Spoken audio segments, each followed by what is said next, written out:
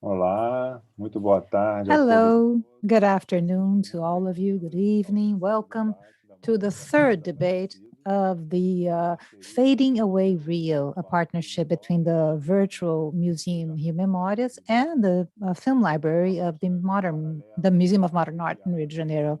It is a parallel to the UIA, the 27th Architects Conference, and this conference will follow until tomorrow. Rio, dismantling or fading away Rio, will discuss the changes in urban panorama of Rio de Janeiro based on three films: The Sovereigns in Brazil, The Chronicle of Demolition, and The Dismantle of the Hill.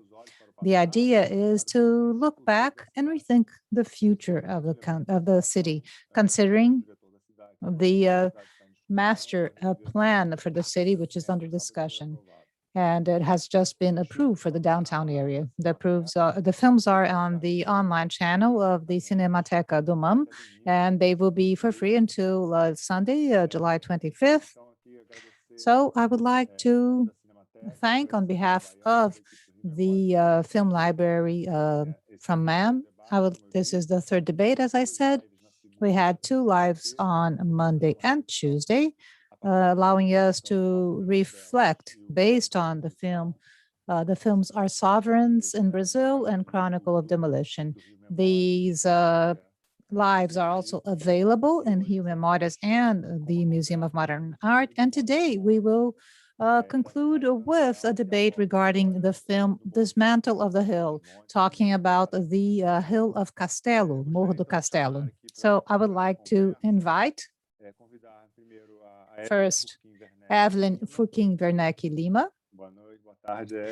Good afternoon, good evening. Hello, José. She's an architect. She's a master's in visual arts. She has a PhD in social history, and at University Paris 10. She's also a full professor at the Federal University. She's a member of the Cultural Council and Theater Art Group. On the group for the Lusophone countries. She was a general director of the curatorship and urban planning for Rio de Janeiro, 97. She is the author of very awarded works of art. I would also like to, I would just like to make one correction. I'm not from the Federal University, I'm from UNIRIO, sorry. It is the Federal University of the State of Rio de Janeiro, just one correction. I would like to also invite Ceça Guimaraens. Good. I'm sorry, first is Sinai. Sorry, first is Sinai. Sinai Sganzerla. So, Sinai Sganzerla, she is the director of the film, The Dismantling of the Hill. She has a postgraduate on film theory. She's a producer, filmmaker, and Dismantle of the Hill was her first movie as a writer as well as a producer. And also she wrote Stratus. And I would like to invite also Ceça Guimarães. She's an architect, urban planner. She has a PhD in urban planning. She has a postdoc in the Museum of American Studies at New York University. She's also retired at the Federal University. She is the vice president of the Brazilian Institute of Architects. She's a full member of the fiscal board of the Institute of Brazilian Architects. She's also part of the executive committee of the National Heritage Museum and also the cultural legacy of or heritage of Rio de Janeiro. Thank you all for your presence, and you're all welcome for this chat. So to kick off our meeting, the kickoff for this meeting are the films themselves, the films that we are proposing during this talk. So I would like to invite Sinai to talk to us a little bit about her motivation. What was behind the motivation to investigate this story and this historical process of the dismantling of the Morro do Castelo hill, and why we should revisit this now on the second decade of year 2000. So first of all, good evening. I would like to thank you all for your invitation. It's an honor to be here with such knowledgeable speakers like José Quental. And I would like to thank the Film Library of the Museum of Modern Art, Rio Memórias, for the opportunity to address the public and talk a little bit about the dismantle of the Hill film. It's a very, even though this film talks about the past, it's a very current topic. We know that this does not exist. You only have the Ladeira da Misericórdia left, but it is in the memory of our city still. However, the history is very current, I believe. I heard about the story of the Castelo Hill by chance. I was looking for another thing. It had no relation with the Morro do Castelo story. And then I saw this book which talked about the dismantling of the Castelo Hill, the treasures behind that. And first, I thought it was fiction, that it wasn't going to be real. I thought the story was so absurd. So I said, what? How could that be? And this was in 2013 when I found out about the Castelo Hill. And I said, I can't believe it, that this, the place where the city was founded, it's a historical place. How could it be dismantled, destroyed?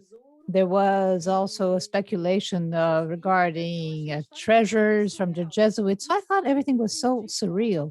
And I was surprised that no one had actually made a movie about this, the main topic related to the creation, the foundation of Rio de Janeiro.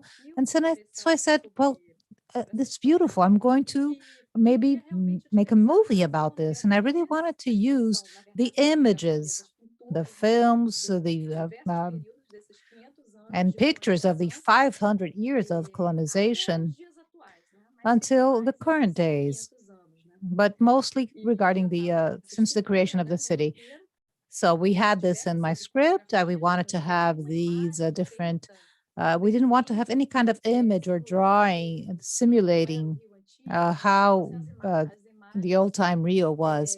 We wanted to have actual period images. So I started doing my research in terms of the imagery, images, and I would like to, of course, thank and talk about the importance of the film library at the Museum of Art. This was essential for me to go through with this research.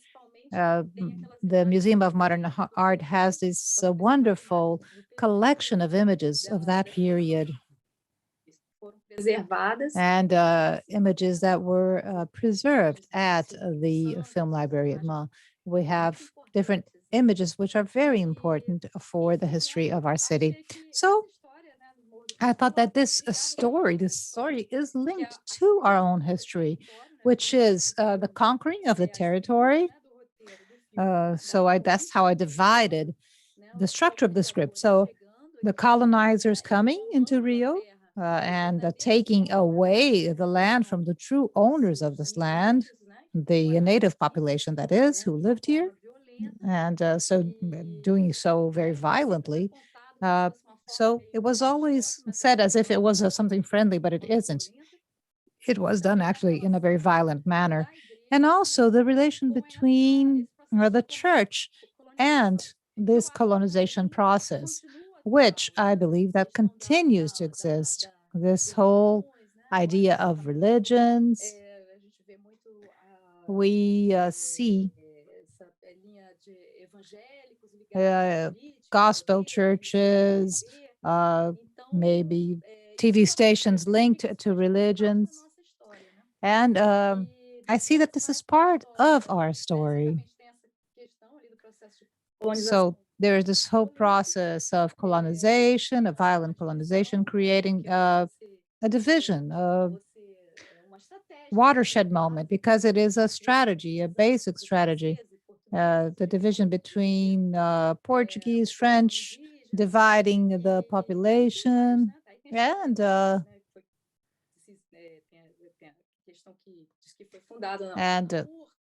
it says that the city was founded in the neighborhood of Urca and then moved to the Castelo Hill. So there's this whole idea of the foundation of the city a period of construction of churches, and the construction of the city itself throughout the area. And then there is the enslaved process, which is also linked to the dismantling of the hill, because once you create a narrative in which the color of your skin allows you to enslave someone according to their ethnicity is already a big lie. So this is also linked to the process as the process of the dismantling of the Castelo. So these matters to me are linked in the script and in my conception of the film.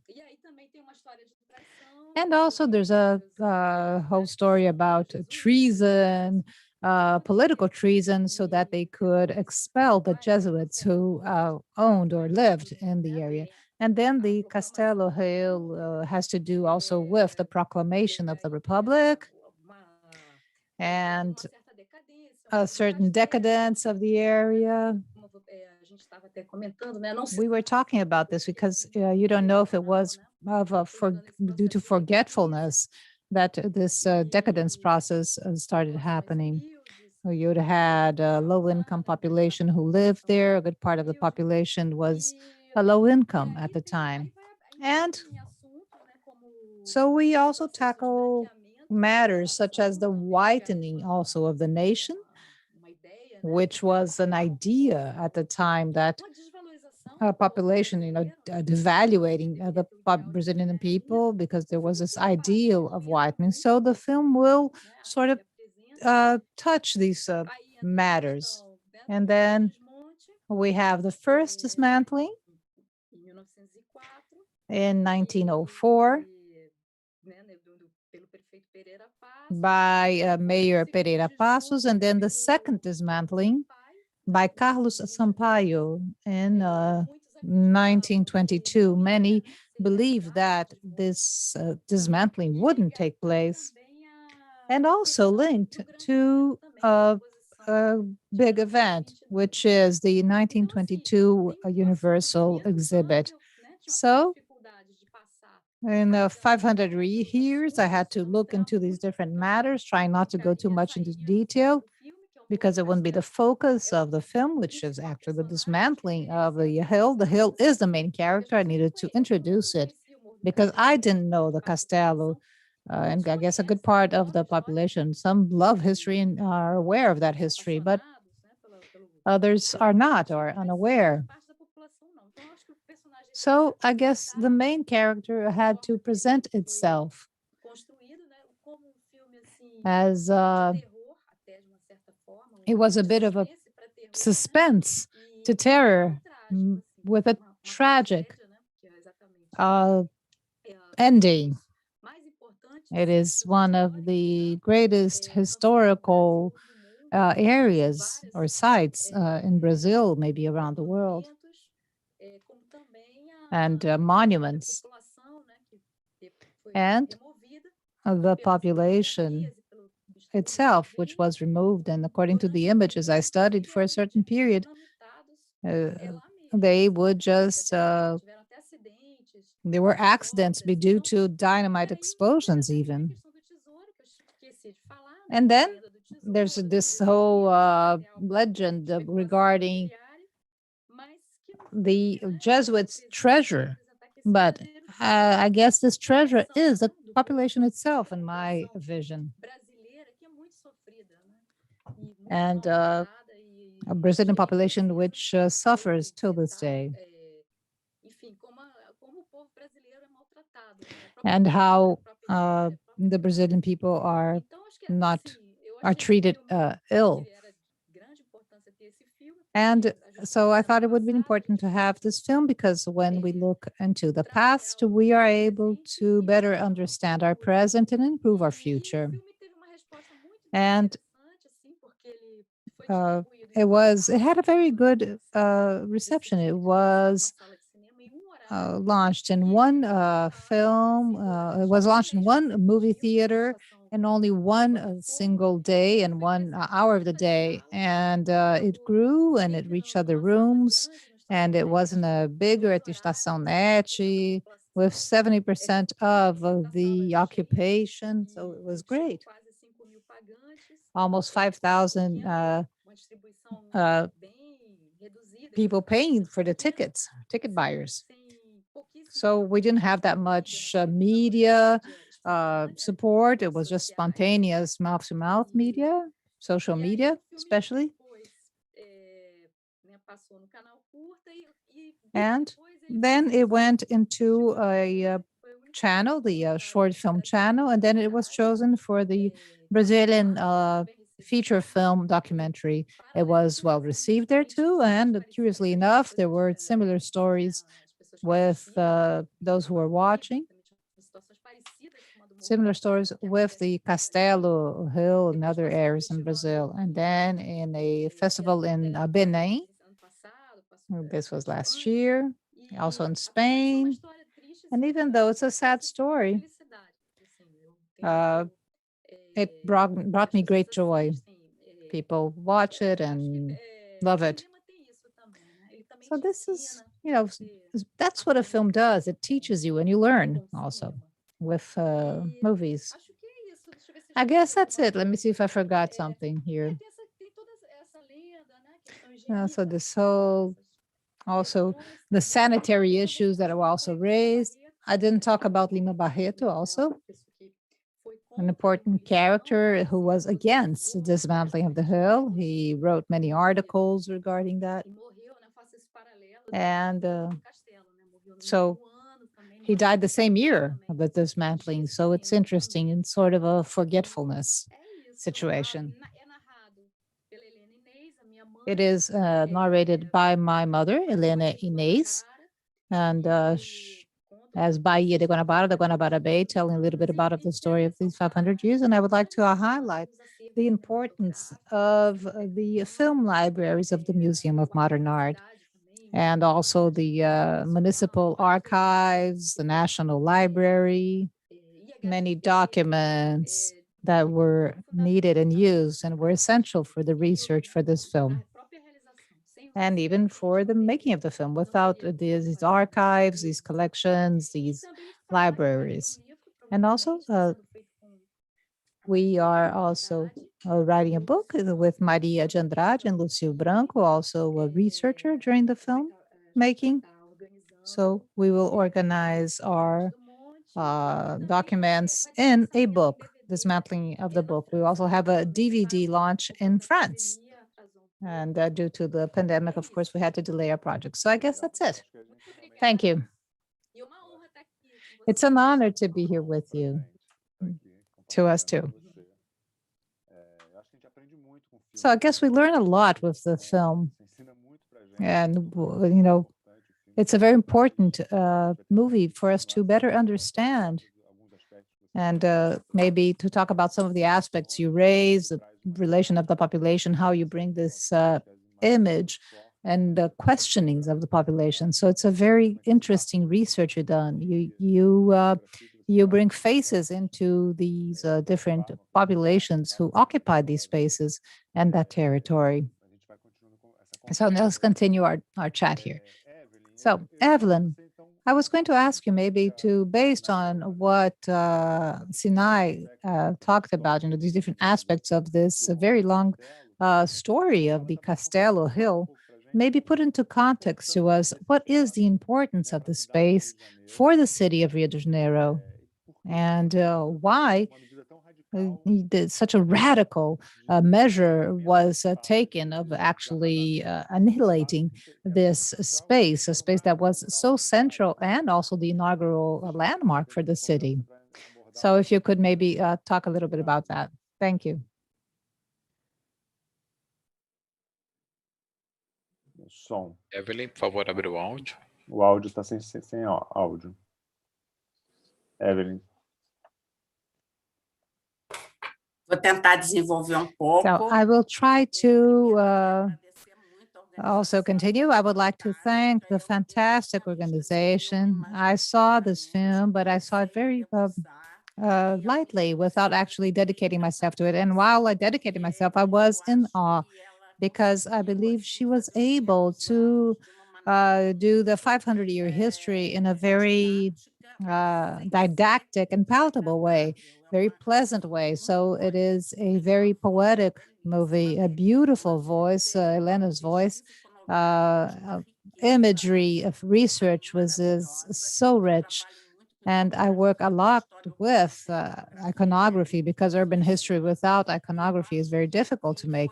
So it was wonderful, the way she was able to show the importance of the space in the city.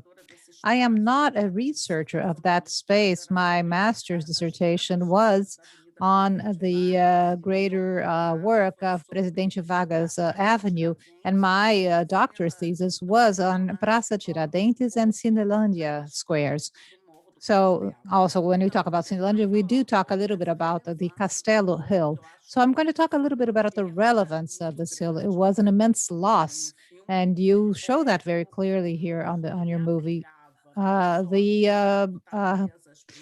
The hill had only the first fort and defenses of the city, but the Santo Inácio Church for the Jesuits, and also the San Sebastian Church, the Capuchin convents, and the first house of the viceroys. So there is this whole history of the colonial period. It was an important place, a protected place. But once the city went downhill, there were changes, of course. Some interesting buildings still remained during the imperial period. But little by little, population, the wealthiest population was going down to the meadows or the downhills, and the poorer population ended up selling those beautiful buildings, which were part of the urban history of Rio de Janeiro. And this population was a mestiz population, a mixed population, a population of low income, Black people, and the city spread, it grew. But the idea of eliminating the hill from our landscape was an old idea in the beginning of the 19th century. And then in 1832, there were already attempts. And I remember when I was doing my research for my PhD, I saw in the National Library a opinion of Portuguese architects saying that the city needed to have better airflow, that it was the city was squeezed between different hills. And this was a type of policy which was developed in the 19th century. It was a sanitary policy, especially in France. And it was in 1870, Osman did that craziness in the city of Paris, opening a number of boulevards. It wasn't just a matter of sanitary issues, of taking away the diseases, which in the case of Rio de Janeiro were very strong, because we were a swamp. The city of Rio de Janeiro was a swamp. Lagoons, swamps, which little by little were worked with landfills. So until 1904, when Pereira Passos will start preparing the project with Paulo de Fronten and builds the so-called at the time Central Avenue, he would need more space behind the National Library, which was going to be created, of the Beaux-Arts School, which was going to be created, and the current cultural center of the Federal Justice, which also needed more space. So he already eliminated a part of the Castelo Hill, which was the Ladeira do Seminário. So this was already that drastic. And although there was some debate due to the fact that they didn't want the certain churches and other things which happened. And the whole idea of demolition, of dismantling, remained. And Carlos Sampaio already had his opinion there too, because Carlos Sampaio had this proposal, because he owned the company that was going to the construction company that would do the improvement, along with Paulo de Fronten and Vieira Soto. So they already had an idea that they will be able to change the landscape of Rio de Janeiro, and this is how they would make a greater development with the idea of the Belgium kings, which was very well discussed here by Fred Coelho and Janot. There was a reason behind this. We needed to show that Pereira Passos already had done a refurbishment based on the federal capital that will become civilized, and all that scenario of the Beira Mar, the port of Praça Mauá. But he actually created a scenario, because if you would put the streets perpendicular to the Central Avenue, you will still have the old houses there. So Luiz Edmundo, who was a chronicle, a writer of Rio de Janeiro, writes a lot about that. And when Carlos Sampaio will bring forward this proposal in 1890, things aren't exactly certain. And he has this idea, and he does this wonderful work showing how he was moved to almost definitely execute the dismantling of the hill. And I guess Carlos Sampaio, what it meant to protect the low-income population. You know, the low-income population had to disappear from that landscape. Pereira Passos had already done that in 1903 or 1906. You couldn't walk around without a coat or a jacket. You couldn't have street peddlers. So the poor population who lived around there, those who were not trained or hadn't had any kind of craft, you know, like those who would do carpets or woodwork, those who didn't have a higher level of education weren't able to walk around because they lived from selling their goods around the streets and the kiosks. So I guess this whole idea of making this population disappear had a greater weight and leave behind our churches, our edifications, which had been built and still existed. And the Malta photographic assessment is amazing. And we see about the machines that would tear down these hills. So I guess the dismantling of the Castelo hill is a dramatic episode in Brazilian or Rio de Janeiro history, because it's this whole idea that history doesn't matter, urban history doesn't matter. Of course, at that time, there wasn't the National Heritage Institute. We didn't have any kind of legislation. Europe was just starting to think about protection of the greater monuments, the medieval monuments. So since we were a young country, I guess the idea would be to tear things down to show that we are no longer that country that had the low-income population. We're going to show that we are a country that has a culture, but not the native culture, because they destroyed all our local populations. And now you show it very well in your film, how the native population absolutely disappeared, how the Black population was whitewashed. This whole idea that the Brazilian population wasn't Black was a fictitious idea. It still is. So I guess the whole idea of the demolition was very dramatic. It doesn't mean that they didn't have other important movements, such as Presidente Vargas, which I also studied. These were full blocks that were torn down with important monuments like the churches. The São Pedro dos Clérigos Church, one of the most important churches of the city, inspired in Bohomini architect, Italian architect, a beautiful church with Mestre Valentim woodwork. Everything was torn down, the hospital and the church. Two hospitals, actually, and two churches.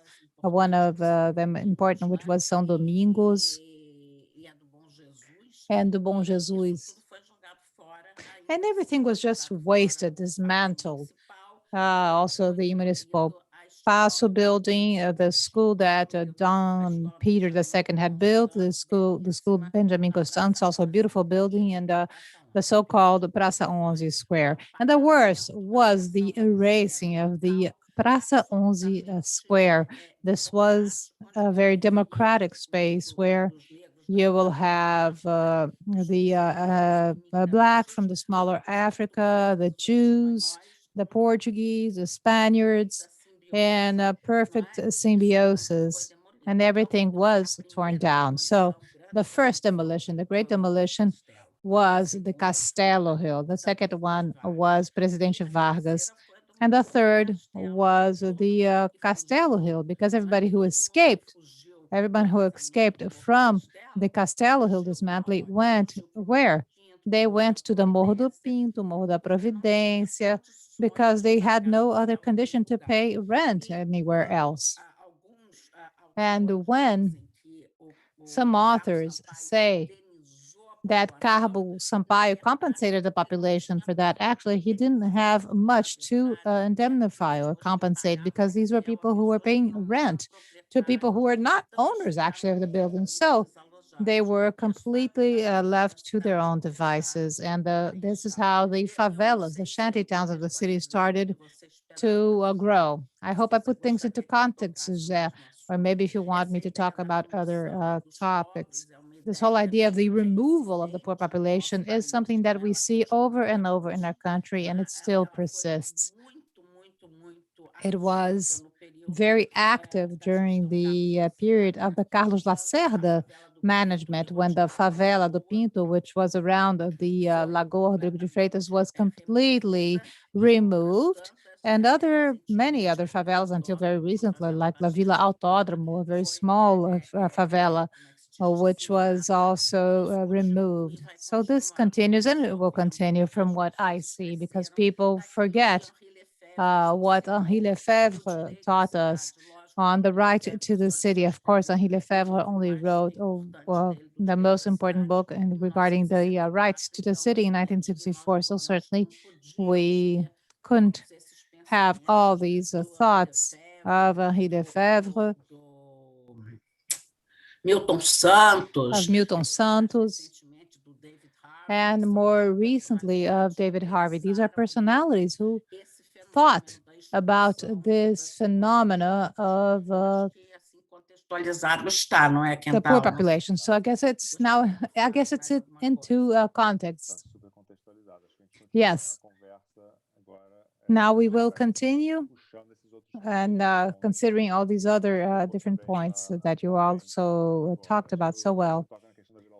You talked about the Autódromo favela and the erasing of the population, and this is also in the movie. We see that also in Sinai's movie, this whole idea of this process that is continuous in terms of removal of the poor population from the city's landscape.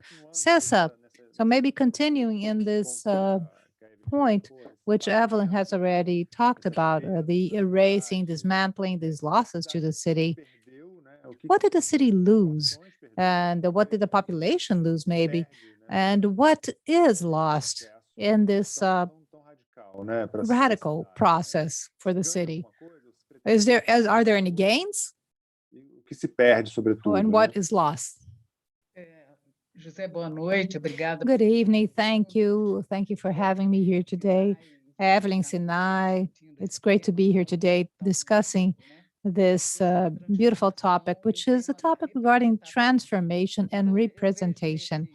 What I see in your question are 3 points that are of interest. First, what is the past? The past isn't, the question is past arbitrary, or is it a flow.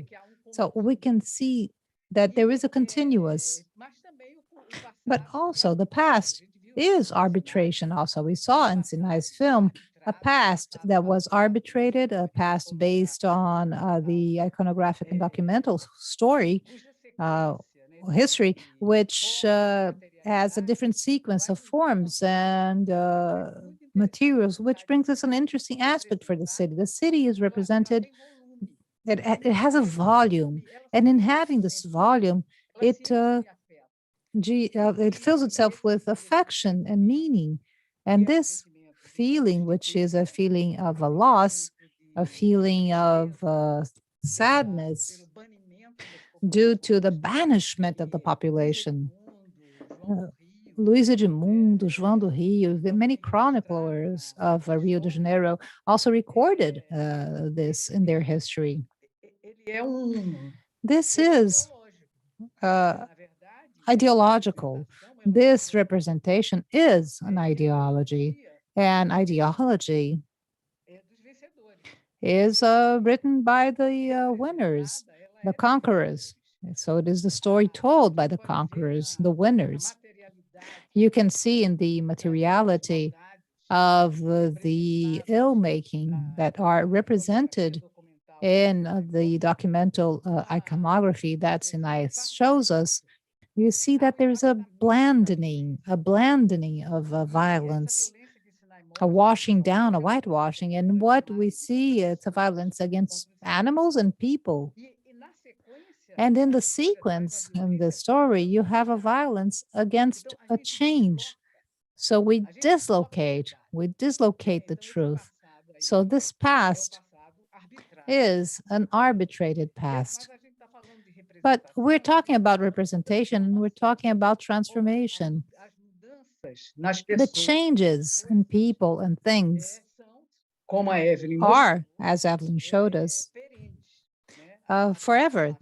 They are, the transformation is a desire of humanity. What is the reason? What is the driving force? What is the objective? Transformation is perennial. We see it in the history and in the concrete reality of the world since mankind considers itself as mankind. So this document, iconography, is so valuable. And the film shows us and puts us in facing a dilemma. The beauty of representation and the beauty of transformation show the ignorance, the evil, and progress, this desire to improve. So this was also talked about in the previous sessions. Due to modernism, due to urbanism, and Evelyn again talks about this, the topic about France and this dismantling, which also happened since always. If we see the story of, or the history of religions, churches and temples are built over other temples. This domination, or the act of this domination, is part of the act. It is the realization of this. It is the greater reflection of all this. The film is moving due to the reality shown by the film. So the idea, Sinai, that you go from representation, superficial representation, which is iconography, paintings, to the film, which what puts us as participants in this history. It is really moving the way you do that. So in terms of gains and loss, can I say that was a gain? The film is certainly a gain. It's about a loss. The film is about the last scream of the Ladeira da Misericórdia, where the hill was seen in the beginning of the 19th century and throughout this 20th century until we reached the total dismantling, was a place for natives, blacks. So all this representation which que a elite não queria. the elite did not want to look. This was the image, the snapshot of ignorance in Brazil, and this image had to be erased, eliminated, banished. A gente, por exemplo, os remanescentes da For igreja, instance, the remains of the Jesuit school, tivemos no Morro do Castelo, estão which we had in the Castelo, conhece isso? does the population from Rio de Janeiro know this? It is. They are even in the Santo Inácio Chapel. Museu Histórico Nacional. We have the National Historical Museum also. Esses remanescentes We had these remains kept in museums. no cenário da perda, os So in the remanescentes scenario of loss, anything that remains are gain or a positive. Another gain is the permanence of the Castelo, a hill or slope in the set of buildings. I'm going to say this, and people might not like that, but the set of buildings from Cinelândia, where we have the eclectic monumental areas such as the National Library, and also the urban landscape, the drawing of Agache, of the Praça Paris. There is also history represented there. That is a gain. That is a plus. This is something that we need to promote based on the whole discussion of the loss. Also, we can't say, well, we know that ignorance was immense. However, we work in the present, bringing the past, the present, the future. So this is what a legacy is. It is bringing together these three movements, these three times. So we might consider that the gains from protecting this legacy are important. We have to consider in the history of listing of these monumental buildings, there are two moments we have to consider. One is the role of IFAM in the listing of the former court, which is currently the Federal Justice Cultural Center. The listing of the Misericórdia slope or hill. If we consider the listing of these buildings, the agents who created obstacles to promote these places, we a gente tem o IFAM. we will have IFAM. That's a gain. We also have also a history of a loss. We took more than 50 years, Quase 70 anos. almost 70 years, hiding the story of what remained. What we cannot forget is that the beginning of the 20th century was a transition moment in Brazil and in the world, and Rio de Janeiro at the time was part of that. The government of Rio de Janeiro wanted to promote the city in the nations as Nós estamos agora vivendo o the Congresso. United Nations. We are now living the National Architects Conference, UIA, and according to participation, is 85,000 architects around the world. Why do it in Rio de Janeiro? Rio de Janeiro went. Esse congresso para cá. We brought this Congress to Rio de Janeiro, and who actually, not only the representatives, the state, the different categories, who brought this?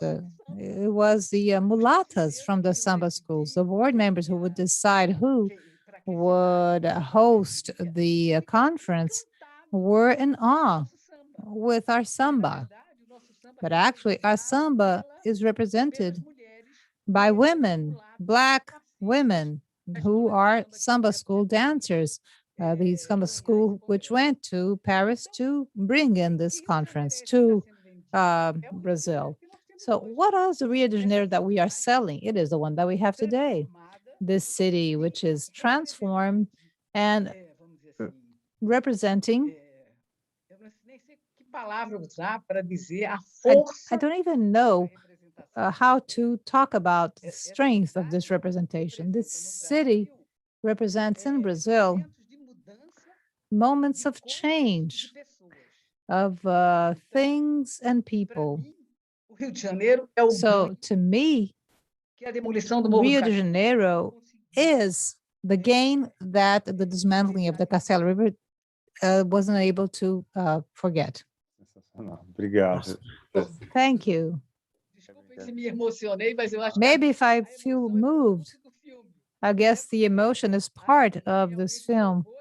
Sinai really took us to this process. And the meshing of this ignorance, of this fight and resilience are there clearly, transformed in a coming together. So thank you, Sinai, for moving me like this. Evelyn, quer I falar? thank you. Evelyn, would you like to comment? Yes, I would like to thank Ceça for this beautiful statement and such a truthful statement, because these are losses and gains. When we work with national heritage monuments, we know that sometimes to save space or area of the city is a absolutely insane battle. We have to consider that the enormous street, which was opened after the expo of the exhibit of 1922, was almost there for 20 years, completely abandoned. It was just mud. And then what comes from that land? The Ministry of Education and Public Health. That building, which threw Brazil in the arms of the world as a country that had a modern architecture, part of the architecture the modernist movement, which was brought forward by Corbusier, who had actually visited Brazil in 29 and then in 36, and who also contributed to this proposal with these 5 basic principles of modern architecture, which were used for the first time in our greatest monument, which was MESP, the current Gustavo Capanema Palace. And this brought together all the different items for Brazil to become part of the world. And Corbusier had thought about a similar project where today you have the Museum of Modern Art. And this monument went to the Esplanada do Castelo.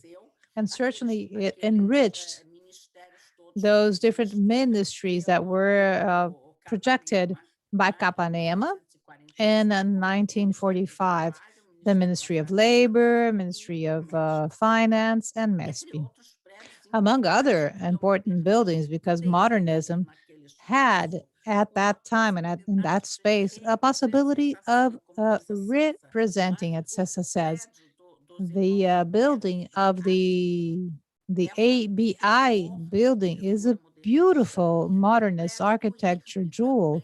Also, the IRB of the Roberto brothers is also marvelous, among other things, which were also created in the so-called boulevard, the Castelo Boulevard. Some good, other bad, but the greatest icons of the modernist movement were gathered in that land, which was open for so many years. Because actually, as Sinai shows in her film, there was an immense debt after the construction, and no land was sold. So they had to do this operation with the federal government. So I guess it was, you said it very well, Ceça. We lose a lot, but also we have gains. We know that. And certainly the city is something organic, something dynamic. And not always the governments, when they are going to tear down or dismantle a space, they never show if it happens. Sometimes it happens differently. When they opened Presidente Vargas Avenue, the population created new centers in the area, in Moderator and Copacabana. So no one occupied this area. It was a great urban emptiness, as the one also caused by the demolition of the Castelo Hill, which gave us this projection around the world, because Europe was in the depths of wars. And so we had the possibility to have Capanema helping us build the Ministry of Education and Public Health. I don't want to take all your time, José. This is important to say. Yeah, the idea is to really to have this conversation. It's very important what you are saying in terms of the complexity of the actual phenomena of historical buildings and how these are very complex elements and that have to do with time also, as Ceça said.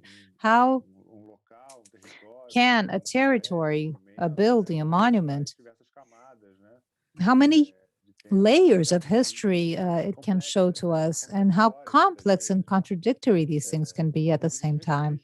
Even in the recording, the different records that you have, the iconographic records, the registry, photographies, films, different pictures and the official records we have from Malta and other records we have from newspaper clips and everything we have at that time. This is one of the things that really moves me in this film. It's very moving.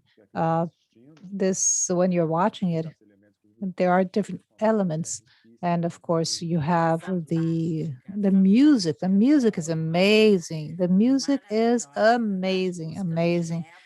All the music is amazing. They're absolutely pertinent and very well chosen.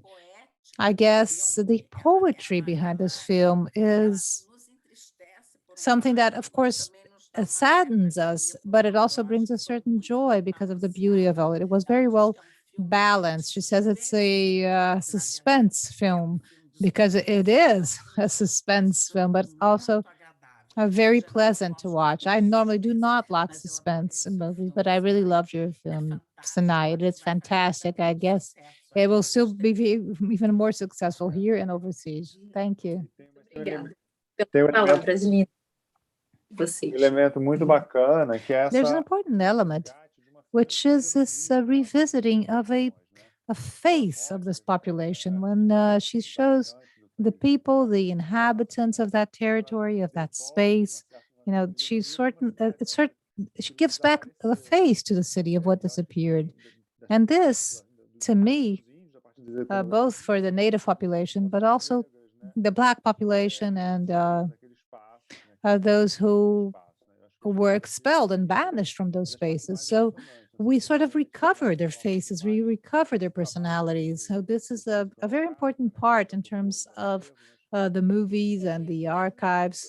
Ressaltar aqui o agradecimento, né, ao Lúcio Branco, que também fez, I would além also like to thank Lúcio Branco, who not only did the research, but como se fosse produtor de pesquisa. he was like a research producer in certain files and archives, and also the audio files we had of 6 dwellers who they say the same thing of how the process happened, the dismantling process happened. So we don't have that many audio records of former dwellers of the Castelo Hill, and the engineers, they repeat themselves. They say the same things, but with different visions, of course. And it's interesting that then due to another coincidence, I met the grandchildren of the former dwellers, and they wanted to watch the movie. I met the son of Ms. Florinda Eloy. I went to their house and they came close to me. So this is something amazing, really, these meetings coming together that a film can give us. But iconography was a long work of research, with different files, archive collections being visited. And then I divided things by periods in chronological order. What we didn't find in terms of photographies, we had etchings, we had paintings, and paintings are very updated, I believe, especially the ones done by Debré, and they show even the violence of the city also. You can even see, sort of militias, people that are controlling the population, the native population, the enslaved population. and this violence that is captured in these paintings. Então, acho que isso dá uma força, né? This will certainly give more substance to the film. It's not a recreation, it's like a snapshot of that period. E aí tem essa ordem cronológica, And né? there's this chronological order to me. And at the end, I already had in my script the idea of finishing with the Peito Vazio song, My Empty Chest. And the editor did this documentary on Cartola. And Cartola, a Brazilian musician, worked actually in the Castelo. He lived in Santo Antônio Hill. He was dislocated to the Mangueira community later. His family is rooted there. And there's also interesting, you have the women washing clothes, you have the clothesline, and they were criticized by newspapers saying that they couldn't hang their clothes anymore. So this was the sole speech of public health, sanitary reasons. It was almost a criminal act. It was considered a criminal act to put the clothesline around the downtown area. There's even that music in Saboa, Mulato in Saboa, which is mulatto pastorship on the clothes. So there are certain compositions that are written by Cartola for the dwellers of the Castelo Hill. These are just curiosities that I found, and sometimes inexplicable issues. The audio by the engineers, I saw it was actually the picture of the engineer who was actually talking. And there were many coincidences, I guess, in the film. But I guess that's it. It's still a story about the present. It's not nostalgic. I guess architecture is so rich topic. It talks about places and buildings and homes and people, and then you develop relations, different ways of acting and relating to one another. So I guess it's also important to have a film related to architectural and urbanism, because architecture is part, I guess, also of movie making. Movie making, of course, includes all different arts, architecture, and a number of other factors and complexities. Isso, eu acho que So do passado que it is a film about the past, talking about the past, but it's present. It's even more present. And even the word dismantling was not because of the film, but because of the situation that Brazil is living. So the word dismantling is certainly sort of a buzzword now, because we lost, I guess, our way in Brazil in these past few years. Also, this attempt to banish things from our national memory. Enfim, eu também acredito na própria. I also believe, even though the ending is very tragic in the film, the story of the dismantling of the hill, I also believe in transformation, as Ceça said, and Evelyn. So the story continues, past and present are here, and it's important for us to get to know this past, to understand this story, this history, and understand what were the reasons, the actual reasons of how this process of dismantling happened, and also our enslavement process, how this Republic Proclamation happened. The film does not tackle this, but it is the freeing also the enslaved population, how it happened. So the film will try to deal with these different matters. I guess this is our history.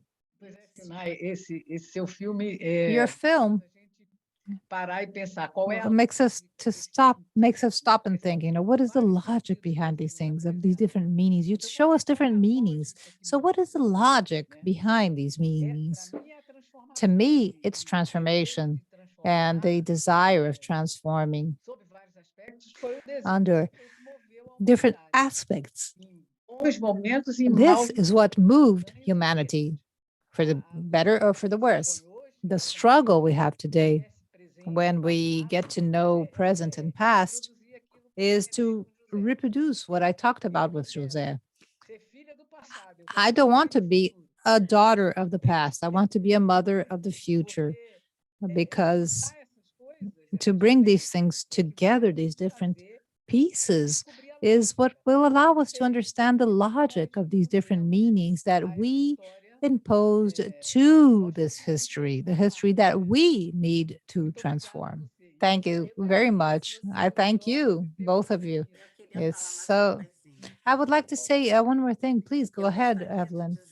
I would like to say that I was very touched when I heard the statements of the dwellers of the hill, because normally in these films, you do not use a statement from the population, those who participated in the process, who felt in their flesh the loss of their homes, of their place of work, of having to find another place to live.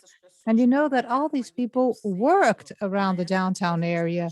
So this whole idea of transportation to far away, this will, of course, create obstacles for any life, any person. This is what happens. Everybody that was banished, removed, was removed to very far away places where you didn't have transportation, infrastructure, there is no sanitation. So to give voice to these characters, to the hill itself, to give a voice to that hill was fantastic. It's a very positive point in your film.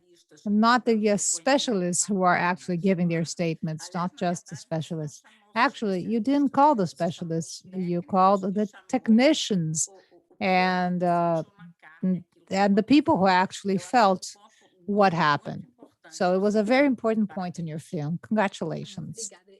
Thank you. This statement was in the Arquivo em Cartaz at the MIS Museum. So it's important again to highlight the importance of these collections. They were recorded in 1985 for this project. It's not Arquivo em Cartaz. I'm not sure if I got the no. Yes, it's another name actually. It's a Cultura Viva. This is a recorded project. In 1985, they recorded the engineers. They did this work with architects and urban planners, interviewing 2 engineers who worked in the Castelo Hill and 2 former dwellers. And each one had their different vision. It was very good. Congratulations. Also, the whole idea, the legend of the treasure, you're never sure if, that. So they were questioned by those who were interviewing them. And they say, well, isn't that a legend? And they say, no, it wasn't a legend. And also documents. These were real documents in the cities, files, people who were actually digging. So it's a bit complicated sometimes to show this in the film. We have to just briefly touch. You can't be just reading that. But maybe in the book, we'll be able to see this in a different language. We have access to these documents, the treasure map. And this, let me ask a question. We have already 1 hour here. So now we're going to start with a Q&A. Desculpa, eu te interrompi, mas é para você continuar, na verdade, porque já tem uma pergunta. This is to continue. We have a question here regarding what were the files and archives you actually researched. It's Carla Regina who is asking regarding this, the archives. Well, first, it was in the Cinemateca do MAN, the film library of the Museum of Modern Art in Rio de Janeiro. The film regarding the exhibit of the 100 years, it was done in Telecine, and Nani had all the film preserved. And I guess it was a 35 millimeter film. Even the speed was a little bit different. It's in the 16 millimeter speed.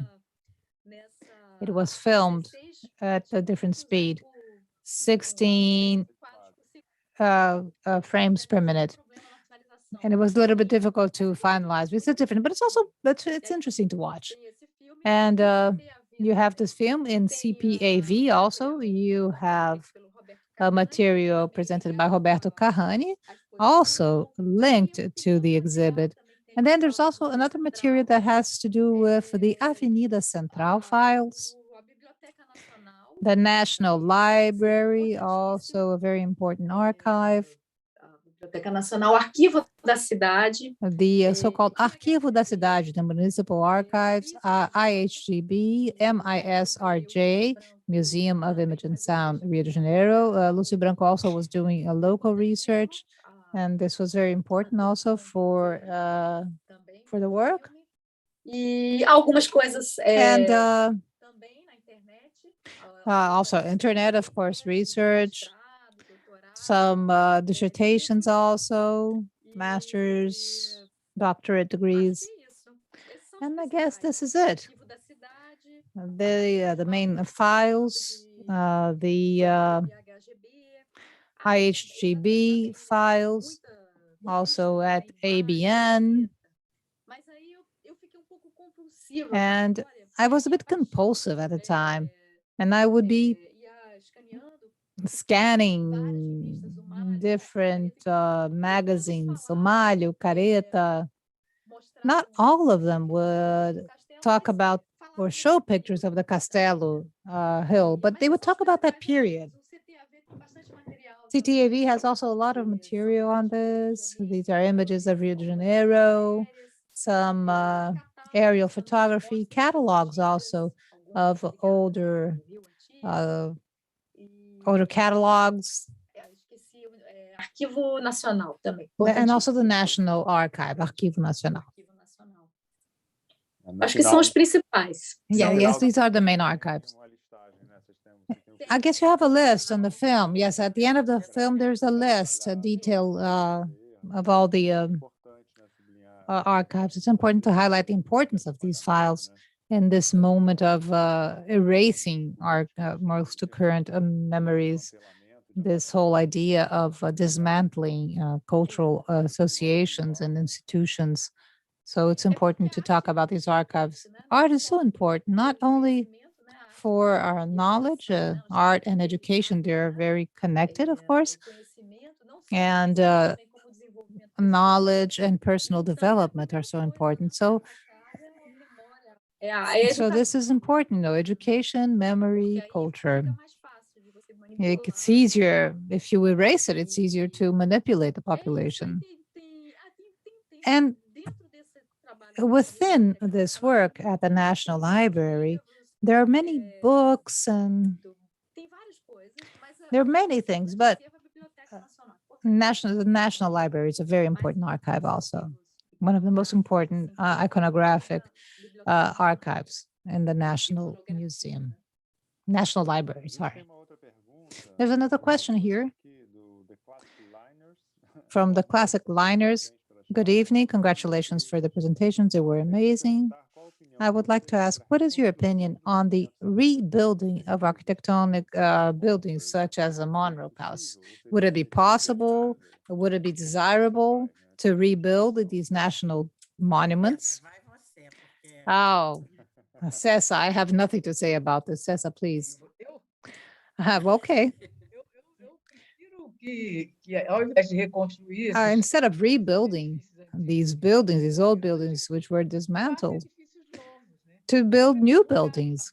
For instance, in the case of where Monroe Palace was dismantled or destroyed, we have the Sérgio Bernardo's project, and it won a award in 1955 at the same time of Brasília. And second place, it was Henrique Binter, the second place, the runner-up.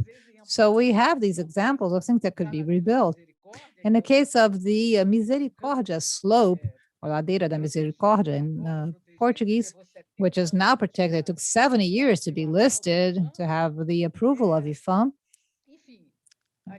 It's there. So we have a square that is designed, projected, and it translates the current landscape. But we have an awful intervention, which is the elongation of the National Historical Museum. So instead of walking at the level until the beach, we have to go through a tunnel. Why didn't they put the cars to go underneath and let us walk until the beach? And so these are intervention moments in the city. In 1955, the Sérgio Bernardes project, and now the elongation of the landscape inside the historical museum. These are examples that are of rebuilding places which don't seem coherent. Actually, the award for the skyscraper, which would be the federal Senate, the justification was that the composition of the square, which was destroyed with the dismantling of the hill, would be rebuilt. So these moments of rebuilding and recovering are moments that we stop and ask ourselves, how will this work? You will have to rebuild ipsis literi, an old building. Doesn't make any sense. It doesn't make any sense, no explanation, because we need to actually update the buildings and the places of the city. The Monroe Palace and Eduardo's, I really enjoy the Chronicle of the Demolition by Eduardo Ages. And Nani, I went to watch it in the movie. I've watched it many times. I love it. But these are films that are the family also, because the palace that is seen in Dismantle and the Chronicle of the Demolition by Eduardo Ages, this is also a fruit of the demolition of the Castelo Hill. It was already part of the Castelo Hill, which was also demolished afterwards. So the demolition is over demolition over demolition, dismantling over dismantling over dismantling. So it's complicated.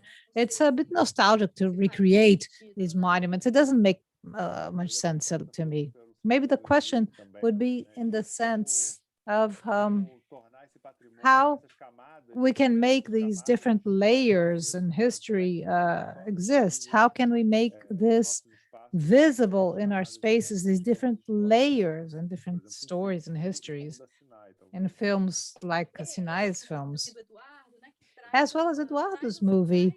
It brings these images, the story. What were the objectives at the time for dismantling, for demolishing? What were the interests behind this?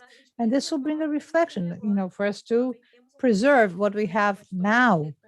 We have a very rich architectural history and very diverse history. I love the architecture of Rio. I find it beautiful. There are so many influences. In the case that we are discussing here, Sinai, you also show this in Evelyn also in her explanation. It shows the economic interests which prevailed, always. Yeah, and they will continue to exist, to create land, open land, to build and to gain areas. You have to calculate how much you're going to make when you dismantle a hill of that size, how much you're going to make. If you were going to sell, if you would sell the land, how much money would you make? So that's the question.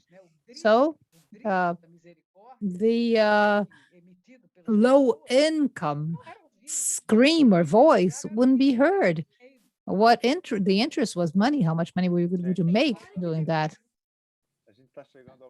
We are reaching the end of our chit chat with another 2 minutes, maybe for a final comment from each one of you, for us to conclude this conversation. It's of course delicious to be here, but maybe if we could have a final words. I would like to thank you so much, and just adding to what was said before, the population, as Ceça said, the population was hindered in the sense that they had a beautiful view. It took away the history, churches, the foundation of the city, a school, hospitals, churches, all this archaeological site also, as well as the beautiful view for the Guanabara Bay was also disappeared. So the population also pays a price, right? And behind of economic interests. So we have to change that, but it's difficult, I know. It seems that it's part of our history. And I would like to thank Rio Memórias, and it was lovely to be here and listen to you. It's an honor to be here with you. And thank you, José Quental, and the Museum of Modern Art. We thank you. Evelyn? Yes. I was very honored for the invitation. I was honored, urban history is a passion of mine. Transformations, the anthropological things, issues, the wealth of Rio de Janeiro history. And as Ceça says, we are still the world capital of architecture, regardless of so many struggles and demolitions and so many things that we wouldn't want to have moved by economic power, by political powers. And I guess what we have to fight for, truly, all of us, architects, non-architects, urban planners, non-urban planners, especially those who have the power of representing art, which is the movie, we have to fight on behalf of the population. We have to fight on behalf of people. We have to give the exact weight to the issue that a city is not made of stones, it is made of men, as Marcelo Ficino would say. So this is something that we should always have in mind. The city is not just to show. The city is not a showcase. It's not a window. It is where you live, and there are people that are living very poorly in the city. Thank you, Evelyn. Ceça? So again, I would like to thank the Museum of Modern Art, Lívia, José Quental, who allowed us to be here together today and to meet Sinai and to reflect upon what she showed us in her film. This was a beautiful moment, and it was a very rich moment to me. And I hope that she will continue in this task of showing the Brazilian architectural heritage and the contradictions, the conflicts, the gains for us to improve our future and our city. Thank you so much. Thank you, Ceça. Thank you all for your participation. Thank you all of those who were watching us on YouTube. Watch the debate will be online. The films will until the 25th be in the Cinemateca do channel, and also the lives. We will also have that recorded. So thank you very much. I wish you all a wonderful evening, and take care. Congratulations, Sinai. Congratulations to all of you. Thank you so much. And thank you, Lívia. Thank you all. Thank you to the interpreter. And thank you to the interpreter also.